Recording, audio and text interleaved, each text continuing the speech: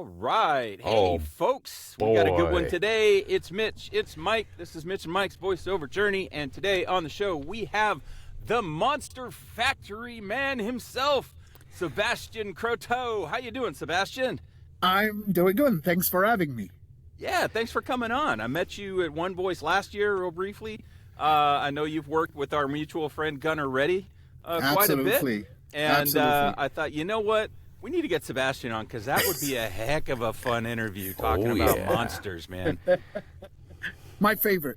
I know. Yeah. So as we do, just tell us about you, man. How did you? I mean, how did?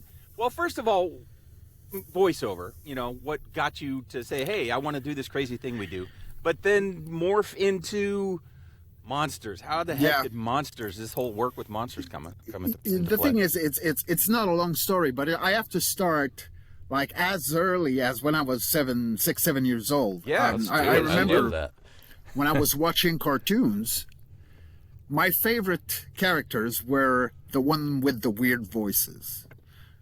Cookie Monster. I was watching, and I'm French Canadian, right? But I was watching Sesame Street in English because I love Cookie Monster and his voice, Cookie, C is for Cookie, right? And for me, that was just Good enough for me. exactly, absolutely Oh, yeah. fascinating. And then I remember I was listening to G.I. Joe. And G.I. Joe, Command the Cobra. Oh, yeah. Hey, G.I. Joe! Attack! Yeah, totally. Yep. And that was also because he was the same voice actor, which I did in you back then, of Oh, really? Starscream in The Transformer Okay. Yeah. Oh, and Skeletor, right? that makes sense.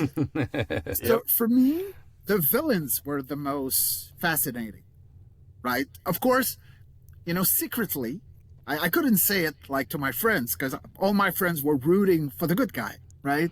But deep inside me, I was like, I had a thing for the villain. Like, I love the villain. Most of the toys I was buying were the villains, right? I had a few heroes just to fit in. Because you know? the villains had to have someone to fight, right? Yeah, they gotta have somebody to fight. Exactly.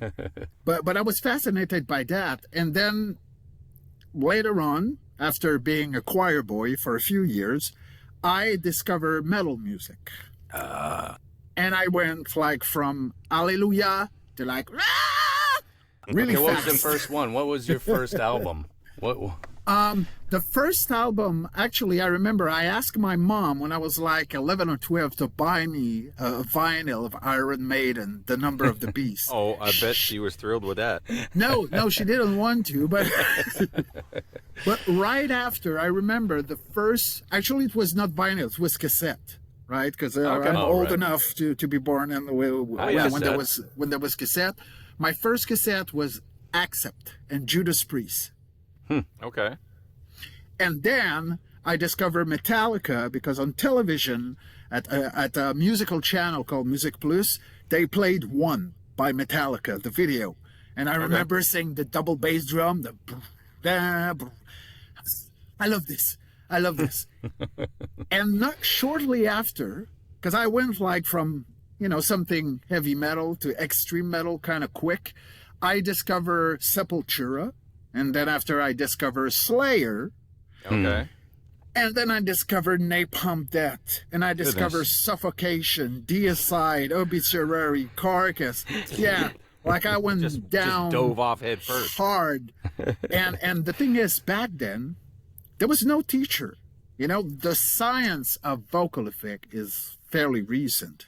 So back then, in beginning of the 90s, there was no teacher. The only way we could actually learn how to do creepy voice and extreme voices was to try and mimic, Right. basically, what we were hearing on the cassette.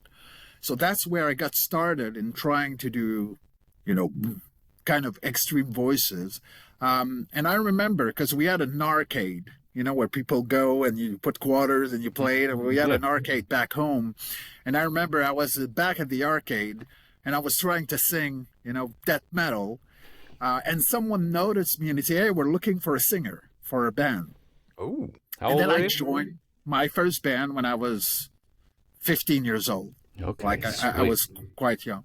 Then after that, after 2 years, the band stopped. And then there was another band, the biggest one, where I came from.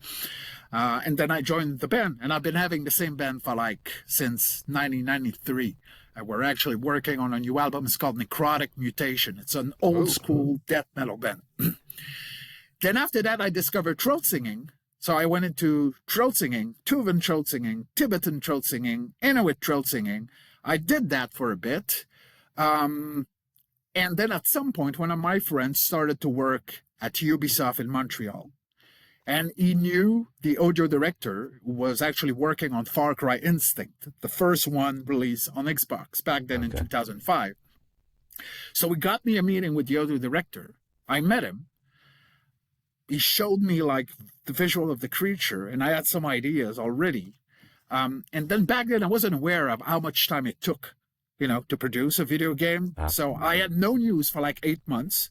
So I was like, okay, I blew it, right? I'm like, they didn't like what I was proposing, whatever, I don't know.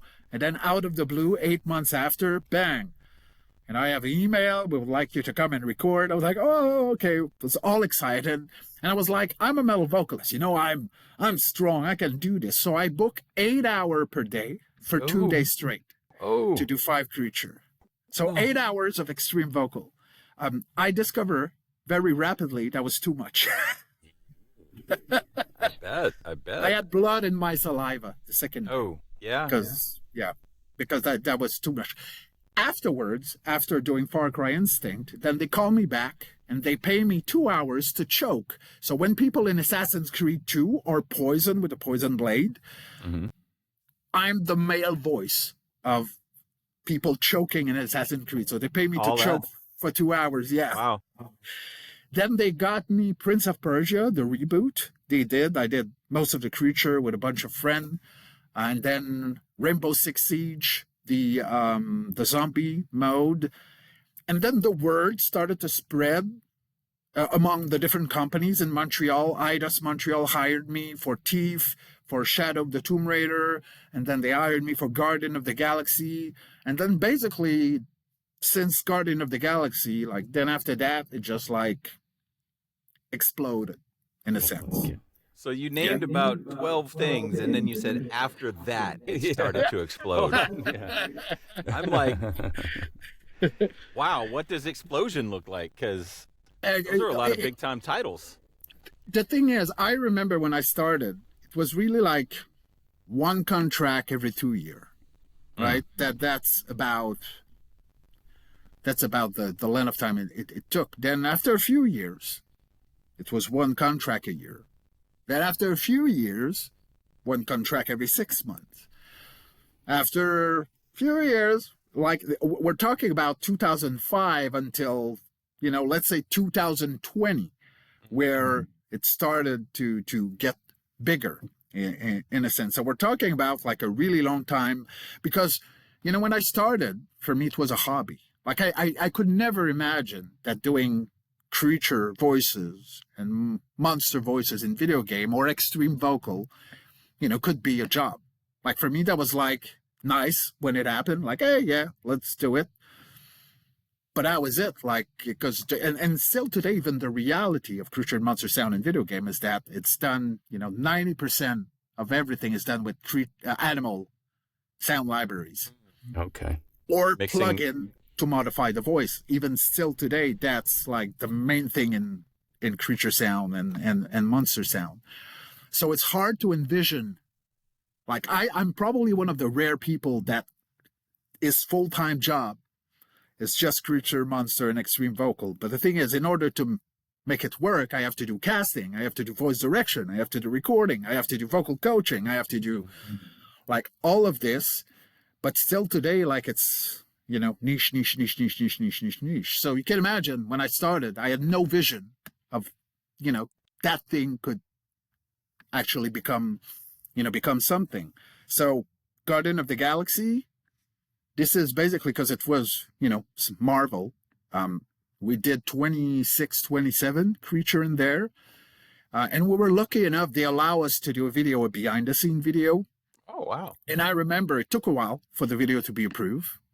But when it was approved, I remember the following week, I opened up my PlayStation 4, like back then, 4, to play. And the first video featured when you open your PlayStation was the video that we did with them. That's So cool. like- So is that video? That sounds very interesting. Is that something? Can we find that on YouTube? Or? Yeah, absolutely. On the IDOS Montreal YouTube channel, it's a Okay. behind the scene with the audio director Steve Shakowski, me, and we're talking basically about the process of creating everything we created. Because basically, when they approached me for that, and I love doing that. I mean, don't get me wrong. I love when people say, "Hey, we need zombie." Like tonight, we need zombie. Do zombie. We can do that, no problem. But they had no idea at the beginning of Guardian of the Galaxy what they wanted in terms of alien and creature voices. So I had to be creative. And as you can imagine, like we're a bunch of creating people as well. So that was, for me, was like, ooh, a fresh sandbox that I can play in and just decide whatever it's going to be. I even built for the alien, because one thing we wanted to convey is that even if the alien are not talking English, because one of the things, like right off the bat, one of the first thing we talk is that, why are all the aliens speaking English? Like, I mean, it doesn't make sense. Like, it makes sense in Star Trek, right? Because they have something to translate. Right. But if we're talking about species from across the universe, everyone talking English, I'm like, nah. So we decided to actually create languages for the alien, but based on the different vocal technique, because the vocal technique we use for creature voice acting or monster voice acting, they have possibilities, but at the same time, there's a limitation. Certain vowel and consonant or order to pronounce for some voice technique. So we had to nail down whatever vocal effect we were going to use for the aliens. And then based on that, I had 80 pages of script in English that I translated in 5 different alien languages. Holy smokes, you J.R.R. Tolkien son of a gun. Yeah, Creating but your the thing is, own languages. the thing is, it's not like Klingon. It's not like Elvish. Like I didn't have the time to go Still as 80 deep pages. as I would have wanted. But I was really thorough in the sense that, when I nailed down the word, like I was making sure that whatever that word was coming back in the script, I was using the same thing just to keep, consistency. I sometimes even, because that's the thing with alien languages, you can go wild in terms of how it is constructed, right? There was one species called the Reptero, so a reptilian species, and I was using uvulatril, so to do this. So my take on the language was, the longer the trill,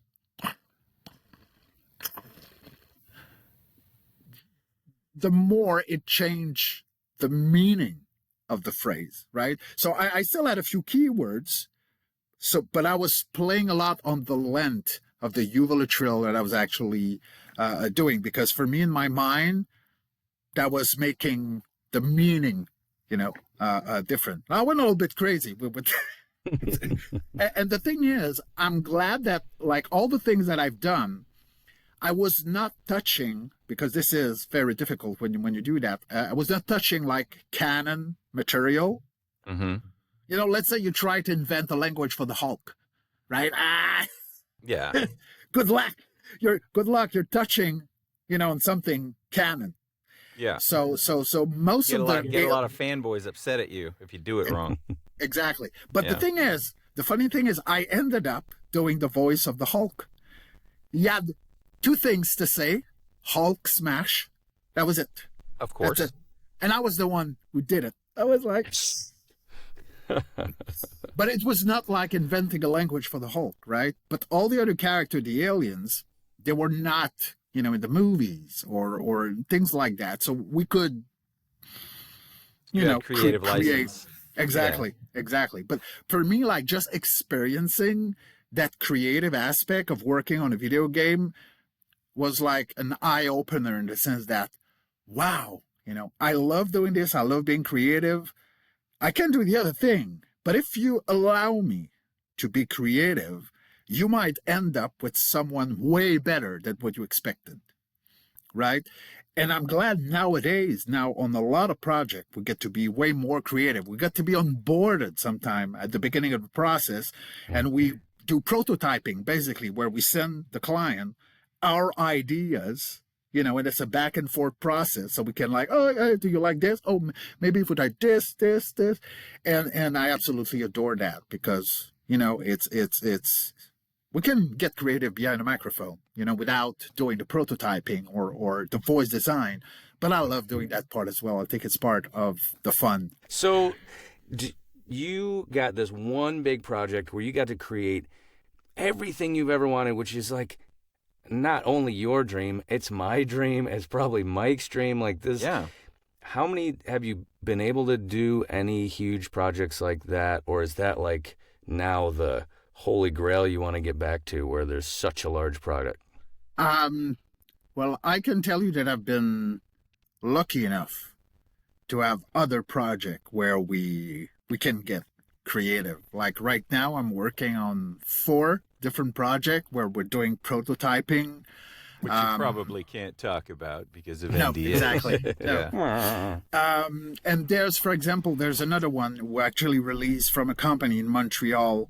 The game is called Eternal Strand. We did like 25, 26 creature in there.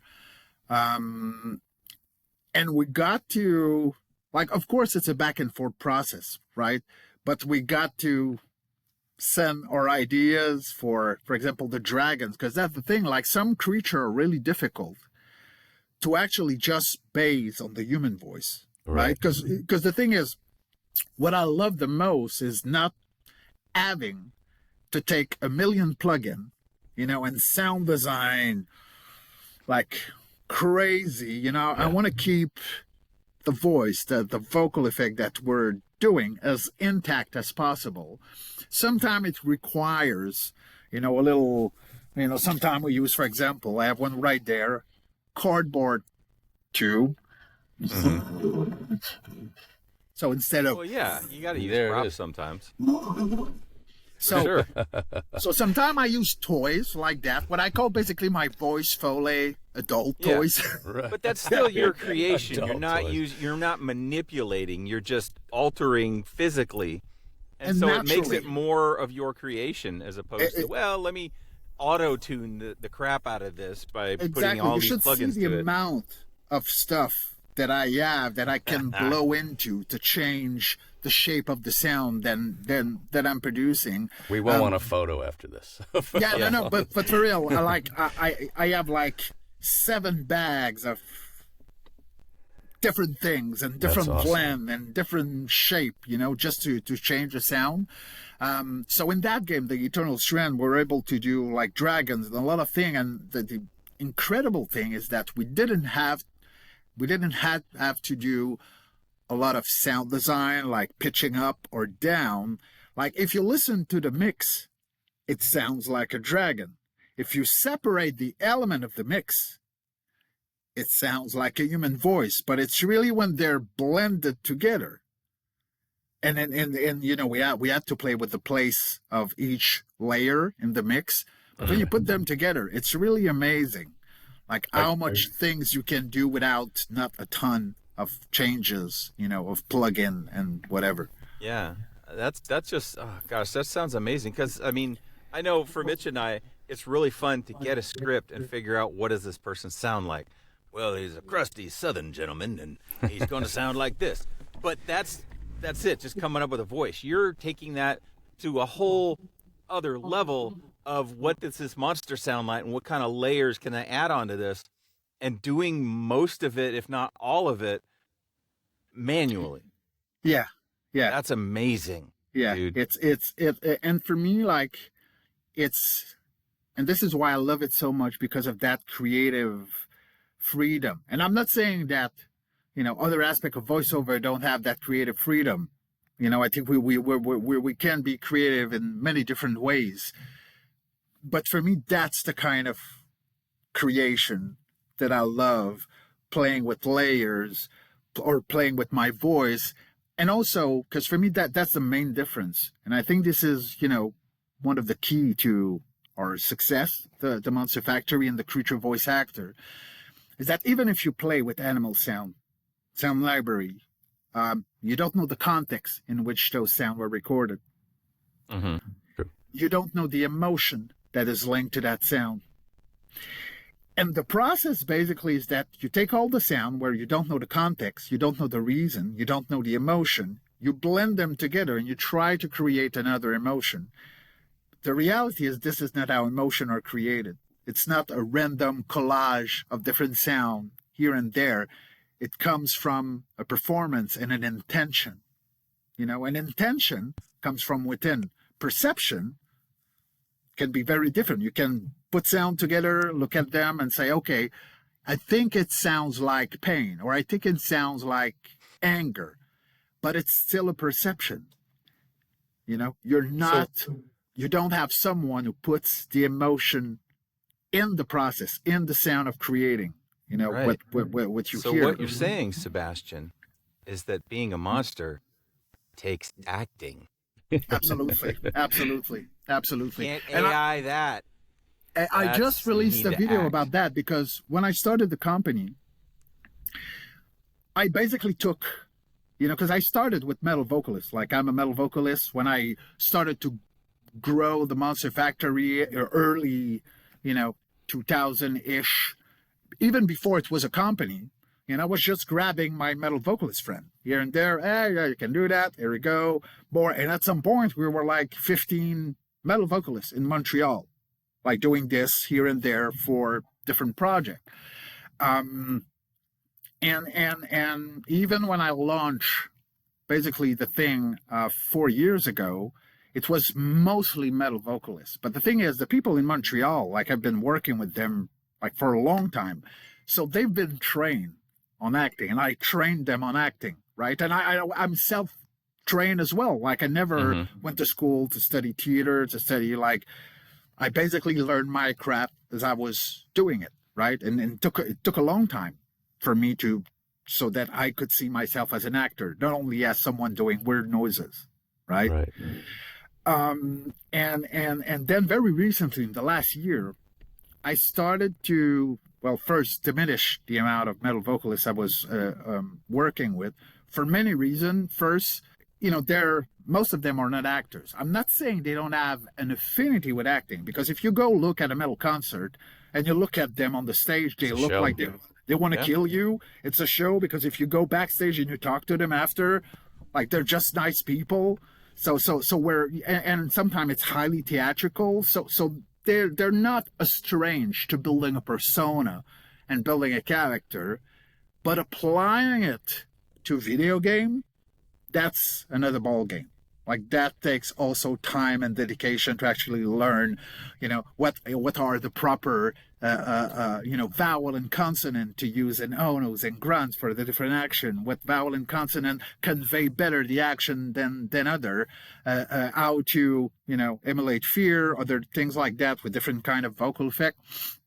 So for some of them, because it's not their main thing, I think it was difficult for them to actually, now I need to, I've already worked on my voice. Now I need to work on acting, and so I think for some of them that was like already too much. Like they already have a career. They're already touring, they're already busy. And just to add this thing that still required dedication and time to actually get better at it. I think for a bunch of them, it was a little bit too much. So I started to, like I say, I have vocal stunt performer who are comfortable with acting, but I have actor who are comfortable with vocal stunt performance. And this, Gunnar and all the other people I met, all the other actor or actors and actresses, but they are comfortable with vocal effect. Like I was like, I need that because I need someone who can do 4 hours of screaming. Hellblade 2, Saga Hellblade 2, the recording session were 4 hours. Dead by Daylight, usually 3. Most of recording session, 3 hours. So whenever there's an intense vocal effect, I need someone who can sustain that for 3 hours. It's not every actor who is comfortable with vocal effect that can actually sustain those vocal effects depending on the intensity for 3 hours. So I need my vocal stunt performer, right?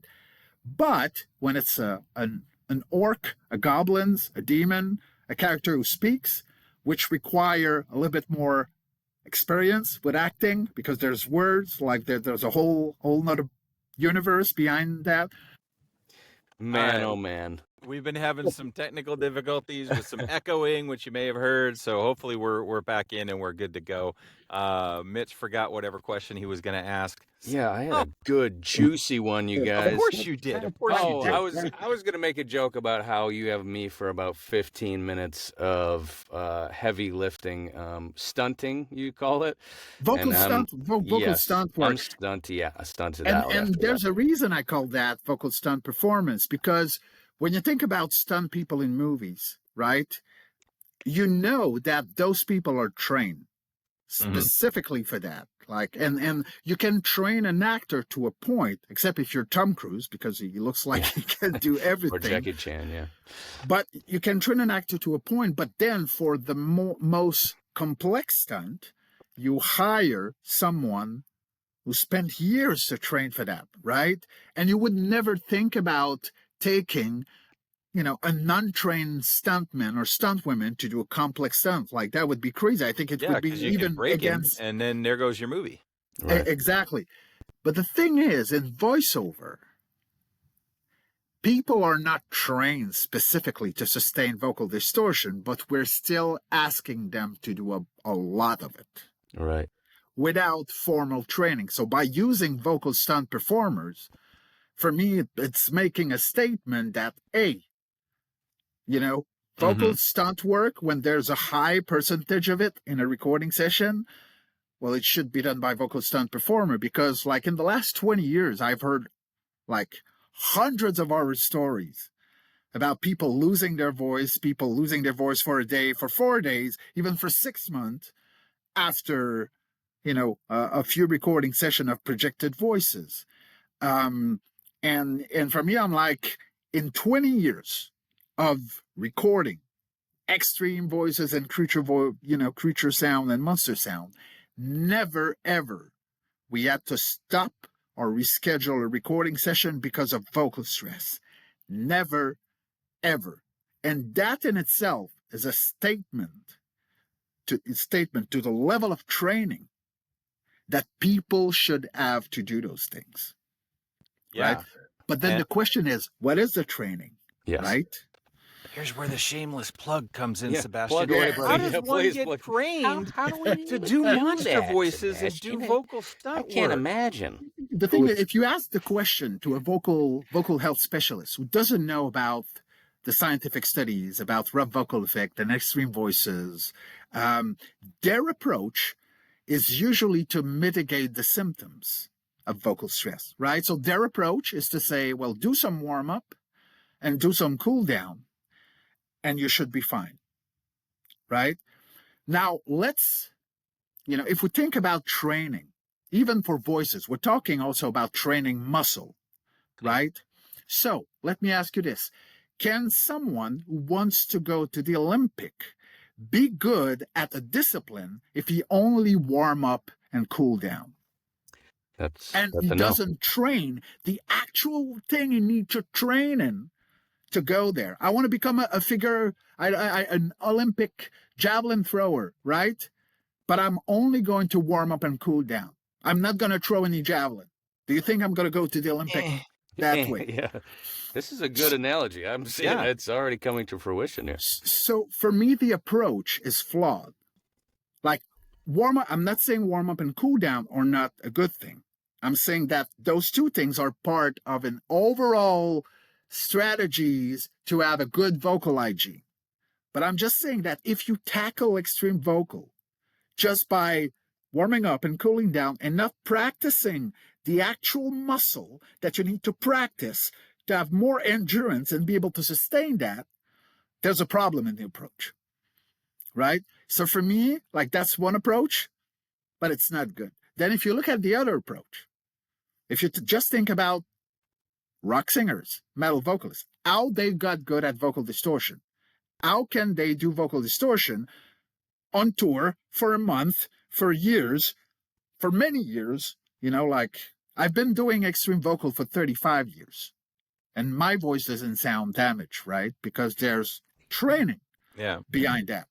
And if you ask any rock or metal vocalist how they got good at vocal distortion, I can guarantee you the answer is never going to be.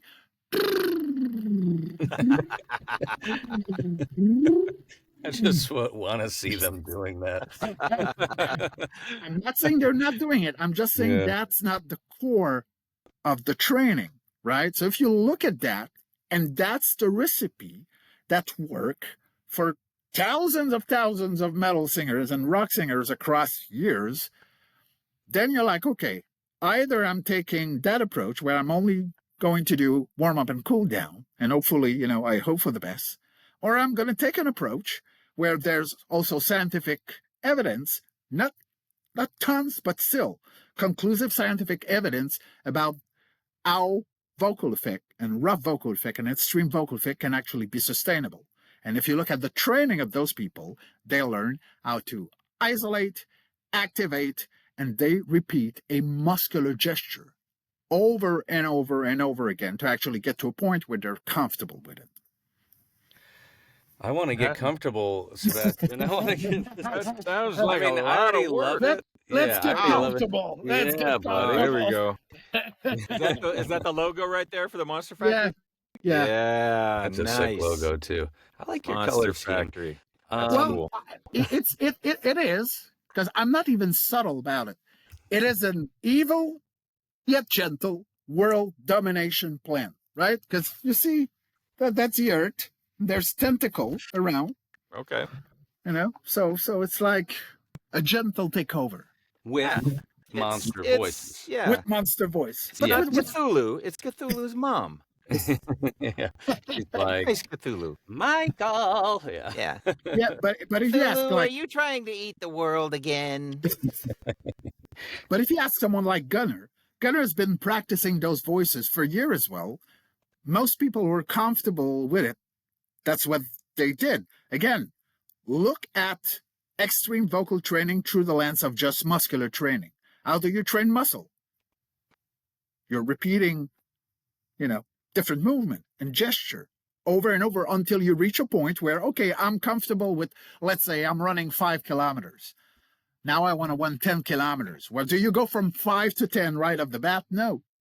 You go from 5, you run 6, you run 6 for a while, and then at some point you run 7. But that's the same principle. But you just apply it to something that vibrates, you know, and you get more precise with the muscular gesture that you're doing with, you know, to aim for something efficient and comfortable, right? For me, there's like the 3C of vocal effect: comfort, you know, you want control, you want to target parts of the vocal track specifically, right? And there's a third one where I call cookie. And I call it cookie for a reason. Okay. I call it cookie for a reason because our perception of vocal distortion in a human life is a negative one. You know, in a real life, when do you use vocal distortion? When you're angry, when you're in pain, when you're vomiting, when you're coughing, when you're in distress, when you cry for help, when you're a baby and you scream because you're angry or your diaper is full. Like, all of our experiences towards vocal distortion are negative. So, of course, when people start to train, there's what I call natural blockage that are coming from how our brain perceive vocal distortion. Because it's mainly negative. The brain is like, he wants dopamine, right? He wants the good stuff. So there's a process where you need to play. You know, you don't even need to project at first. You need to play with all those vocal effects and have fun. So the brain can understand that you're not in danger. You're not going to die. You're not trapped in a fire. You're not like everything. So you need to send that signal to the brain by having fun. So this is why the third one is cookie, because you want to have fun with it. I want to have fun. That's awesome. This I is love that to death. yeah, and I I have to agree with you. I mean, the villains are fun for that reason, and flipping your brain on like, oh, okay, villains are cool too because they are doing that. Or if you're even looking at the voice actor and not just the character, you're like, how do I do that? And so, would you say people starting early, like as kids, are always the ones that Yeah. have a leg up? I would say that most people, because like all the people that I recruited over the years, like mainly the last few years, but even metal vocalists, like they started at an early age. But a lot of people that share a similar story. Yeah, I was doing this sound when I was a kid, like, or aggressive sound, like, I was scaring my sister with this sound, or I was scaring my brother with this sound. So, of course, because you've been training those muscles, because you've been having fun with it, of course, it's going to be more sustainable, right? Already. But the thing is, it's never too late to start, right? To start exploring. Because for me, like, even if we call it extreme voices, right? Would you say that an Olympic swimmer is practicing extreme swimming? No. No. Technically they I are, mean, but I wouldn't say it out loud. I suppose there's probably a limit there where you Yeah. call it extreme. I mean, Yeah. For me, it's their train. And I don't call it extreme javelin throwing. I don't do extreme figure skating, extreme, ESPN2 is going to get a hold of this. Extreme javelin throwing. For me, it's extreme because it still acts as a scarecrow just to tell people like, hey, it might be dangerous. Like a sign on the road where oh no, like I need to be careful. This isn't for everybody. But the reality is that if you train consistently and you're rigorous in how you train, you can get there. And it's not all vocal effects who are actually, vocally tiring. I was talking about the uvula trill. Yeah. Like, I mean, I can do that for hours. There's other vocal effect we can use. Oh yeah, this one, it depends. It's difficult to activate, but the epiglottis. So that, it's not that difficult. It's difficult to activate and to find how to do it, but it's not tiring to do that kind of thing. So there's a few vocal effects that you can start with and already have fun with it, and it's not going to be too much vocally tiring. But there's other, for example, what we call grunt. When you hear an orc, "Meet us back, a new boy." This is called ventricular folds, what we call false vocal fold, but the scientific name is ventricular folds. So you can use that. You can use aggressive sound. So now I'm pulling the air in. And then, of course, the infamous clicker.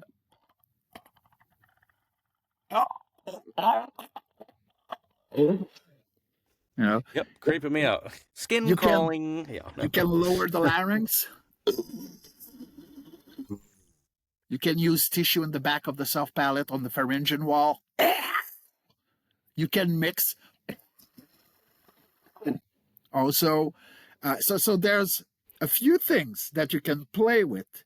And at some point, you're going to, by doing it, you're going to build muscle memory. It's all about the efficiency. Also, the repeating the muscular gesture, but the efficiency. And you're building muscle memory. So at some point, like, you can more easily connect to whatever you need to do. And for me, every day, I go through all the list of vocal effects that I can do, just like to be sure that the connection are there. Right? You're training, you're honing your instrument. You can't stay competitive if you gotta sharpen all your tools. Sharpening the tools. All the time. All the time. Like, this is for me a non-stop commitment, because now everything that I've done in my life, because that's the thing, like when you now I think, I have a career in voice acting. I can say that. But all my life I've been doing, of course, death metal, throat singing, doesn't seem related, but it's there. I was working for unions in music. I was working as a booker in venues. Like, I've been doing all kinds of stuff. But now everything I've done in the last 30 years now everything makes sense because now I'm a talent agency. So I use those booking skills to book people. Now I need, of course, to manage. So all the times I was managing stuff for other company, now I get to use that. I've been working in comms for years. Now I do press releases. I do my own social media.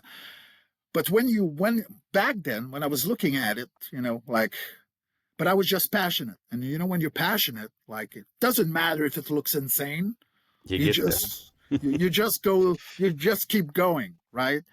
But now I feel that everything I've done in the past makes sense now with what I'm doing. It only took me 30-something years to make sense of my life. Not bad, buddy. That's- Boy, yeah. That's great. Not so And bad. I love that it's all coming together for you. Yeah, I mean, I can could- At see it. last. Yeah, I can see it. I could listen to this. I could listen to you talk for hours about this, Sebastian. but Same. I know we have a hard stop with you, and that hard stop's coming up in a few minutes, and I know we want to play around just a We little want to bit. play. Yes. So, yeah, Mitch has sent a script. He said he's back to.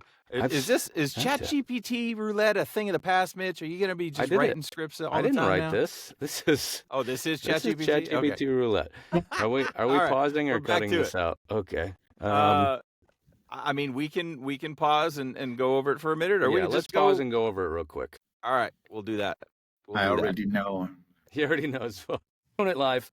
We're doing it live. Oh, we got a good one here, folks. This is a heck of a lot of fun, and so we're just gonna jump right in. Here we go. Two Voices, One Night is what it's called.